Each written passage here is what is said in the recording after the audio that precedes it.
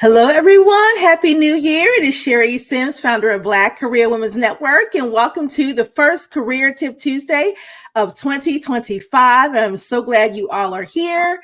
I'm so excited to share with you what we're going to talk about today. We're going to keep it really basic in terms of the basic principles and foundations just to kick off the year.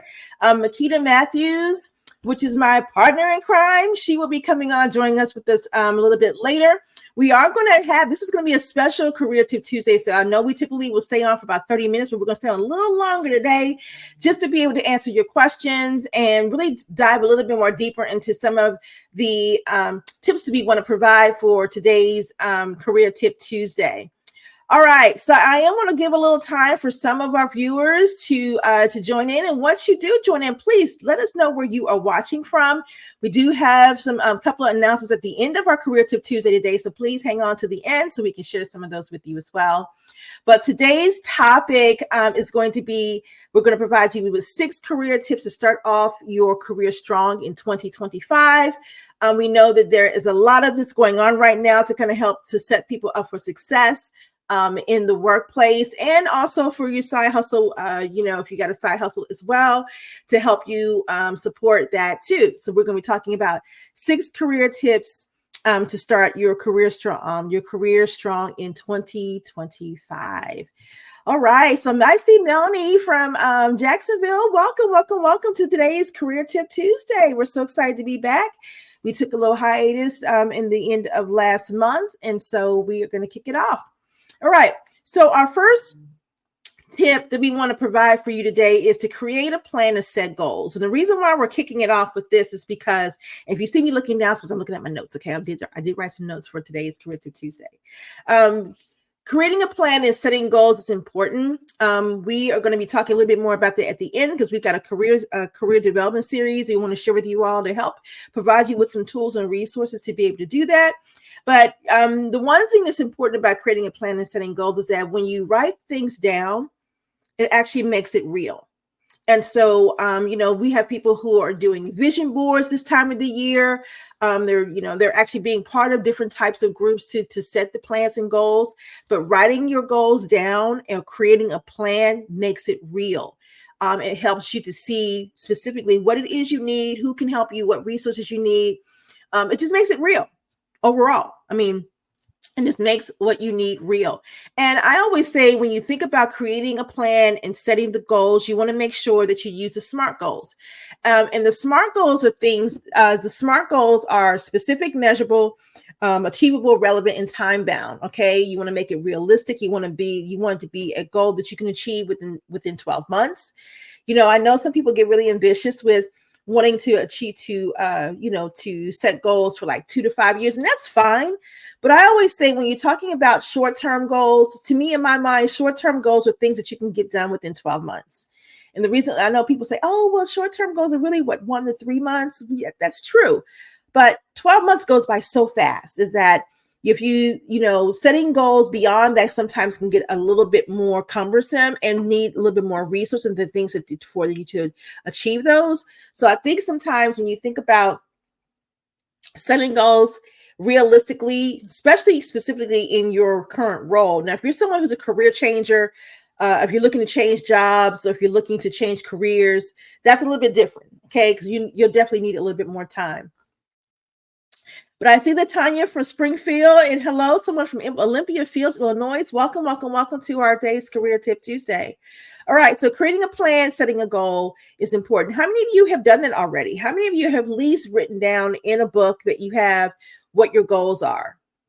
for the year. I do it at the end of the year. Every year, I'll set out what I want my goals to be for BCWN, and then what I want my goals to be for my personal, Sherry's personal goals.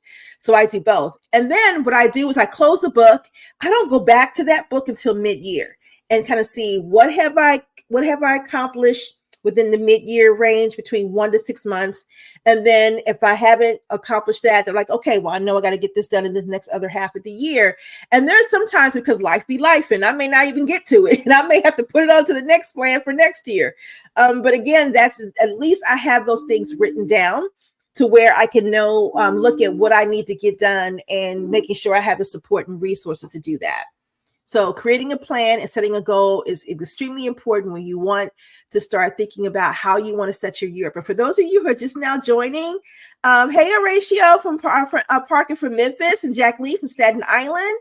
For those of you who are just now joining us, we're talking about 6 career tips to start off your career strong in 2025.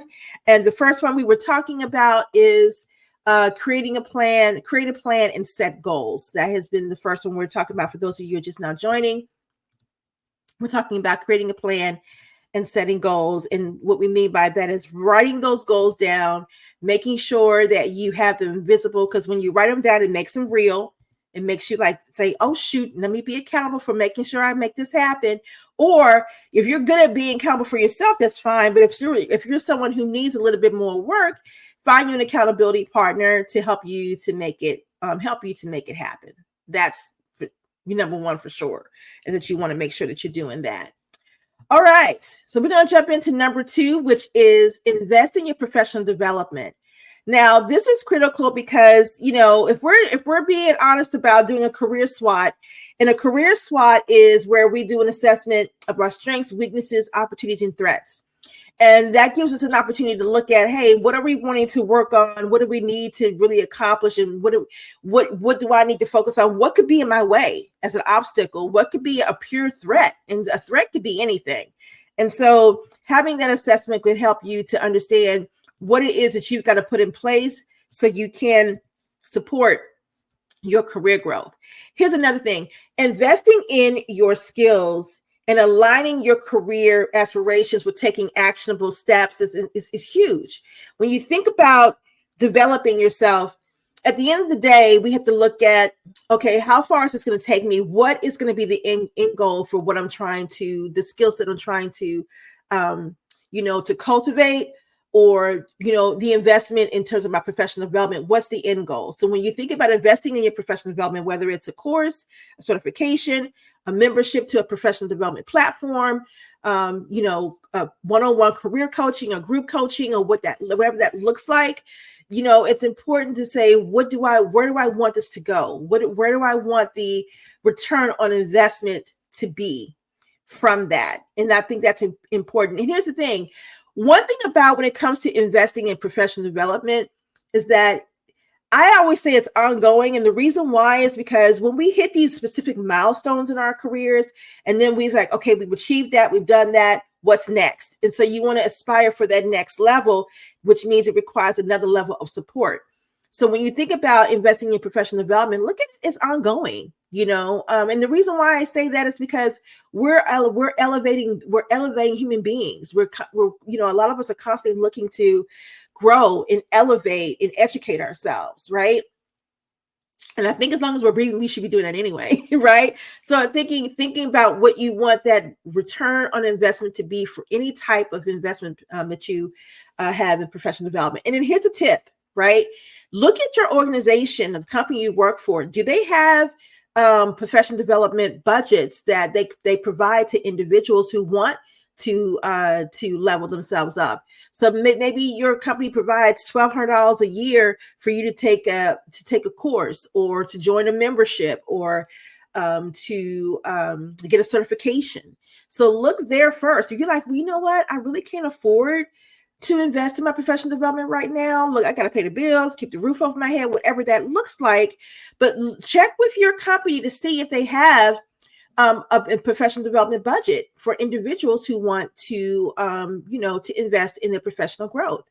Check there first. And if they don't have anything, then you should look at what can I do, or looking at resources to where you can, spend some time to, to invest in your professional development. Investing in professional development is worth it because it keeps you competitive in the market too. It does. It also gives you an opportunity to expand your network. It also gives you an opportunity to probably even expand on your personal board of directors, or I'll call your tribe or your posse, whatever you want to call it. But I think it's important to invest in your professional development from that perspective. But always look about what is your personal ROI, okay? Your return on investment for investing in your own professional growth. And investing in yourself is always worth it anyway. If you're not betting on you, who is? Okay? If you're not betting on yourself, who's betting on you? So that's important to think about. And Bill, please feel free to answer. If you have any questions, put them in our, just go ahead and put them in the box. I'll see them and we can highlight those on the screen. Hi, Alicia. So glad to see you on. Let's catch up.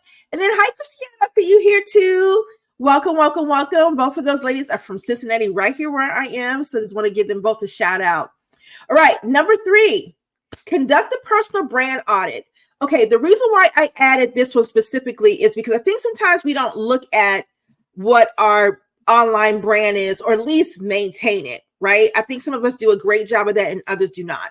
But I was helping a friend with a resume here earlier this week, and I was looking at her LinkedIn profile, and it was, really kind of helping to craft her resume. And I was like, we got to get these two lined up, because of her LinkedIn page is not telling the whole story about what she has been doing and what the amazing things that she's been a part of, and what she's elevating, what she's growing, the type of professional she's crafting for herself now, what she's growing into. And so I did share with her. I said, yeah, we need to get your LinkedIn to really show this real story about who you are as a professional, the skill sets you bring to the table, and kind of and really share your story. So when you think about doing an audit for your brand, I'm looking down because I have some notes written down here. Okay.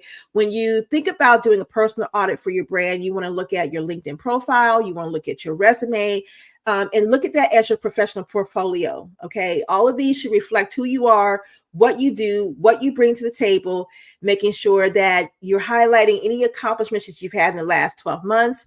You want to make sure that all of these things are consistent, because if you're someone who's looking to change careers, or you're looking for a new job, and as recruiters and people who are looking at who you are, they're going to read your resume, but then they're going to go look at your LinkedIn profile. That's the next place they're going to go. And you want that to stand out and really tell the true story of who you are, that the resume can't do. And so just do a personal brand audit. Make sure that everything is what you need to be. If you're someone who's on social media platforms outside of LinkedIn, make sure if those are things that are really more of a personal thing, make sure they reflect that. If it's more to show your personal expertise and knowledge, make sure it reflects that. Just make sure that everything is kind of in alignment with who you are and what you stand for. That's the simplest way that I can put that without complicating it. But you definitely want to make sure. Hi, Tamia from Nashville. And I did Demaxia from New York. Welcome, welcome, welcome. You definitely want to make sure that you just take a look at everything and make sure it's up to date, And again, I always say, take advantage of the fact that you have these amazing platforms, specifically LinkedIn, to make sure that you are highlighting your skills and expertise in the best way possible. Always think about yourself as a subject matter expert in your role. I don't care if you say, I'm on my job, I'm not going anywhere, this is where I'm going to be, and that's fine. It doesn't mean you still cannot have a robust LinkedIn profile to really showcase who you are. All right. Number 4 is strengthen your network. Okay. Strengthen your network means that I want you, if you're someone who's an introvert, that's okay. You still can build connections in your network. I know last year, McKee and I had did one of these Career Tip Tuesdays and talked about building your personal board of directors. We call them tribes, your group, your girls, your posse, whatever you want to call them, but making sure you're strengthening your network. personal and professional, right? And so what this means is that, are you going to networking events? They can be virtual because you meet people virtually all the time. Making sure, and I'm looking down at my notes, you all, if you see this, you want to make sure too that join professional groups. I talked about that earlier in terms of this, investing in your professional growth, because that's like all the professional networks that you join. It's a great way to meet other people. But you want to make sure you're nurturing relationships. Here's the thing. You may find a mentor, you may find a sponsor, you may find someone who can really just be a sounding board and a support for what you do.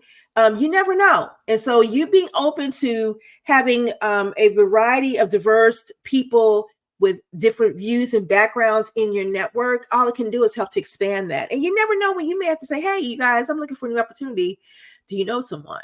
And so having a strong network, not just saying you have all these people in your network, but you're actually cultivating relationships and being very strategic about that is important. So you just can't say I have, 30 people in my network, but you're not even communicating or establishing relationships with them. So that's just kind of, to me, what I call hollow networking, because they're just there, but you're not really doing anything to connect and get to know who they are, and showing and being able to share who you are with them as well. So think about that, because that's an important aspect of, building a network. And here's the thing too, when it comes to building a network, you can always go to your network for questions and throwing out advice. Maybe you need a resource. Maybe you're looking for hey, I'm looking for this platform to do this at work. Does anybody know? Can you recommend a platform? Just don't think about it as, I just have to develop a relationship because I just have to. Look at what is it that you both can offer to each other. And it could be genuine relationship. Someone you could probably meet me for happy hour, or maybe you want to get on Zoom and kind of talk about best practices in your industry. You genuinely, identify people who make sense to be in the network, but make it a win-win for both of you, and look for those genuine, true connections with people that that you both have something that you can offer for the relationship, if that makes sense. I'm not saying transactional, but make it genuine, where you both are sharing knowledge and expertise that you both can grow and learn from each other. So I think that's a simplified way to put that. All right. Number 5 is being intentional about work-life harmony. Now, you hear people talk about work-life balance and work-life integration, and they really are kind of separate, right? And when I think about work-life balance, that is more to me about time management. Work-life integration is, how are you infusing these things into what you already currently do? And you are owning your time, your space, and you are controlling how all of this transpires within your world. So be intentional about your work-life harmony and what that looks like for you. We know burnout is real. One of the Audible books I'm listening to right now is by Amanda Miller Littlejohn. She's talking about, rest. And so I think that in thinking about that perspective about changing your mindset around how you work and how you rest and how you really go about having harmony with your work life for both. So just think about work-life balance and work-life integration as 2 separate type of things, and know that you have control over how it works for you. You have a voice, use it. If you feel like you're getting overloaded, look at people that you can delegate things to, whether it's at work or at home, that can help you to keep that harmony within your well-being, your sense of, and think about harmony for a sense of how you're showing up, right? We don't want you stressed. We don't want you being cranky. We don't want you showing up and being snappy with others. So being very mindful about how your work-life harmony is playing out in your life, and maybe do an assessment of what that looks like to help you with that. And our last one is track and celebrate your wins this year. Okay. You should have a notebook. All right. I'm going to say this again. You probably saw my face. Let me see if I've got a notebook that on hand up here. I don't care. It could be a notepad, just a notebook of some kind. Okay. Where you are tracking what you are accomplishing and achieving this year. Some organizations or companies that you work for will probably have mid-year touch base goals, mid-year performance reviews. Some of you may be annual. but you want to be able to be prepared for those. So between now and June, you should be writing down everything that you have accomplished between January and June at work. Not only track them and write them down, but celebrate them. Toot your horn. Okay. Sometimes we don't do enough of that as sisters. We just get to work. We do our jobs. We're not thinking specifically around, oh, you know what, girl, I did that. Let me go ahead and we need to do more of that.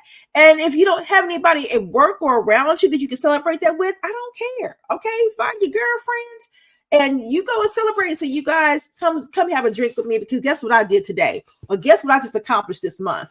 Or guess what I just got through achieving for the whole 6 months? You know what I mean? Whatever that looks like, but have them celebrate with you, okay? Because this is all of these things that you achieve are hugely important wins. Track them all, and you bring those to your mid-year review, okay? Because how you perceive yourself and how someone else perceives what you've accomplished could be two different things. And I hate to say this, but I'm going to say it anyway. You can look at what you've achieved as an amazing milestone. Someone else may look at it and say, oh, yeah, that was okay. Or they may minimize what you've accomplished. Because of how they perceive it doesn't mean that's how it is. So again, when you go to your mid-year review with tracking your accomplishments and you want to toot your own horn, you do just that. And don't let someone else downplay what you accomplished, because you know who you are, what you're worth, and what this actually has meant to you to get it done. Okay. I'm saying that because you don't want, and here's another thing too, for those of you who are new, some of you already know, my Cincy people know, my Cincy girls know, when they talk to me, they know how, what my philosophy is on things. And I'm always one of those people say, you don't need validation from anybody. Okay. When they offered you the position, that was the validation you need to say, hey, I'm the person they hired for the job. I'm it. Okay. So you don't need you don't need validation from that point on. And I say that to say is that if you know what you accomplished, and I'm saying it again, when you know what you've accomplished was a feat for you, and it has and you achieved a milestone in your book for yourself, and you go to that mid-year review and it's kind of downplayed or minimized, or like, yeah, or they say, well, you can do better, or you can no. I know where I'm at. I know my threshold. Why are you perceiving it that way? What's the deal with you, right? Sometimes we have to put it back on the people that we're working with to say, okay, where's your attitude and mindset? And why aren't you more supportive of what I just accomplished? Because you see how enthused I am about it. So again, toot your own horn. Don't allow anybody to downplay what you've accomplished. And then once you're done with that mid-year, if you have one, for those of you who may not, it's okay if you have one-on-ones, but I have a whole new philosophy on one-on-ones now that I used to. But if you do have those one-on-ones that with your manager or someone, bring those things to your one-on-one. Keep that in the forefront, what you've accomplished or what you're continuing to accomplish, or things that you have improved on, processes that you've been able to implement to improve on, whatever the heck that looks like. You better make sure it's in your book, okay? Whatever that book looks like. Yvonne says, share with your manager at your one-on-ones, your wins, if they don't say a good job before you do. That's right. Who cares if they don't say a good job? It's about you making sure that you know your worth and value. And I love that. And I just got to be talking about that. That if you have those one-on-ones, make sure you're talking about those things in your one-on-ones. Yvonne says, nice to celebrate your wins with stakeholders of the project that you've gotten over the finish line. Absolutely. You have to, it really is your responsibility to find ways to toot your own horn and have others in the organization see what you have accomplished, right? So especially if you have an opportunity to be a part of any high profile projects, take advantage of that, because that's going to increase your visibility within the organization. And you want that. And but you want to make sure you connect with the right people that can help to support and allow that to happen. Yvonne's on a roll here, so we're just going to share all of her comments right now. Yvonne, she says, great idea. I actually keep a tracker, an Excel spreadsheet, and it really helps me to cruise through my reviews. Absolutely. You want to do that. It's important to do that. And this is for you. This is about you keeping a track of your progress, your growth, and what you're helping. And it does, you're right. It does help to build your brand, Yvonne, which goes back to what we were talking about for number 3, which is conduct your personal brand audit. Because when you are accomplishing these things at work, guess what you can do? Add these to your LinkedIn page. You can even announce it on your LinkedIn page because people are gonna shout it out to you and say congratulations and things like that. And all this does is to strengthen your brand and you being a subject matter expert in what you do. And that's what we really should strive to be. We should strive to all be subject matter experts in what we do. And a lot of times we just don't recognize ourselves as that. Yeah, you may have been doing this kind of work or been in the industry for 5 years, 10 years. You've been able to make some moves, some strides. Toot your horn. Toot your horn, girl. Toot your horn. Celebrate the wins. Track those wins. Make sure you're getting those, we all have our own. They have love language and you have work language. What is your work language? And I think we're going to do a webinar on that too. What is your work language, right? Because some people need validation. Others want autonomy. What does that look like? And you can actually discover that through just knowing what your core values are. All right. So we have a LinkedIn user that says, make sure your manager doesn't push off your one-on-ones and come prepared with the agenda to keep the meeting off track. Absolutely. You want to do that. You want to make sure that you come to your one-on-ones prepared with an agenda, keep the meeting on track. I always say you come with one thing you're doing well, come with one thing that you probably need some help with. One thing that you have in the future you'd like to start working on, and then go for another ask for support, right? I always say kind of leave. If you're coming to your one-on-one, don't come to your one-on-one with complaints about stuff, right? What you do is if you have an issue with something, come with a solution when you come to your one-on-one with it. Because now that's action oriented. You're being proactive in that. Or if you have an idea for something, do that. But you should always be coming to your one-on-one meeting with an agenda. We actually have a one-on-one agenda one-sheeter template that we provide to members within BCWN. They can download it from our digital downloads, and they can print that off and use that to prepare for their one-on-ones. So again, having an agenda is important. We also kind of have like a little check sheet too, where you can just kind of start to chart, write down your achievements for the year on that, in that workbook too. So it's important for you to do that. Ramona says, make sure you take credit for your work. Absolutely, you have to take credit for your work.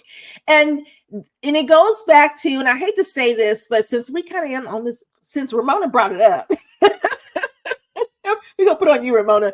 It's important for you to be careful with that, right? You got to watch the people that you work with and make sure you're working with people who have the right character, who's not going to steal your credit for your work. I've had that happen before, and I had to go back and get that corrected, right? So again, you don't want to be in a position where you got to backtrack. Yeah, you, and like she said, in all caps, you take credit for your work. So I think that's important. Yvonne says also, she says, yes, it helps when you're working on multiple projects once you forget your review time. Yeah, so it's important for you to do that.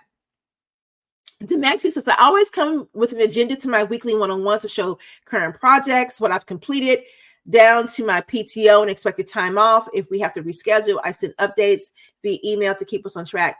That's a great way to do it. That's consistent. It's strong follow-up. Demaxia, I love it. And at the end of the day, too, it's always important. And I love the fact that you're even all the way down to your PTO and expected time off, because that's an area that can get you into trouble. Especially if you're dealing with the manager who doesn't have the right character. Making sure you're like, okay, I am going to be off on these such days. And then that way, if you know that you have the kind of work to where you need to make sure that you have someone who can manage to work while you're off for those days, you can also communicate such and such is going to be managing my workload or going to be managing my, whatever that is while I'm off, and that you're also have communicated and been clear about that part as well. So I do love that. Demaxi says, imagine I'd be mad if they took the credit. And of course, who would not be, right? Especially if it was your idea concept and you put the work in to do it. Absolutely. You like, I'm not trying to deal with that. So you want to make sure that you take your credit. Have another LinkedIn user who says, the agenda will also tie the tracking action items and accomplishments. Absolutely. Yes, LaShawn. Okay. You're so right.